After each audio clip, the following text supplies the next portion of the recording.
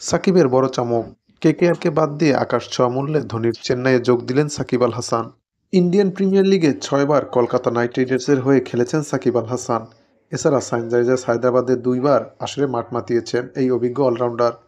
একসময় আইপিএলের নিয়মিত মুখ হলেও বয়স আর পারফরম্যান্সে ভাটা পড়ায় গত আসরে দল পাননি তিনি।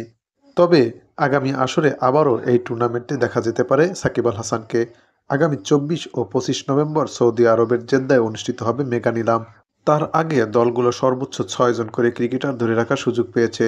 চেন্নাই সুপার কিংস ৫ জন ক্রিকেটারকে ধরে রেখেছে। আসন্ন মেগা নিলামের আগে ফ্র্যাঞ্চাইজিগুলো তাদের পছন্দের ক্রিকেটারদের নিয়ে পরিকল্পনা সাজায় আর নিলামে তাদের উপর নজর রাখে, চেষ্টা করে দলে ভেড়ানোর। আর তাদের পরিকল্পনার কিছুটা ছাপ থাকে সামাজিক যোগাযোগ মাধ্যমে।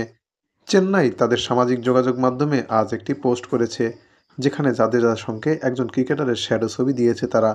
ক্যাপশনে লিখেছে, জাদেজার যমজ অলরাউন্ডার কে। এই ছবি আর ক্যাপশনের সঙ্গে অনেকেই সাকিবের মিল খুঁজে পাচ্ছেন। আর দুয়ে দুয়ে চার মিলিয়ে ধরেই নিচ্ছেন এবারের নিলাম থেকে সাকিবকে দলে ফেরাতে যাচ্ছে চেন্নাই সুপার কিংস। নিলামের সাকিবের ভিত্তিমূল্য রাখা হয়েছে ১ কোটি রুপি।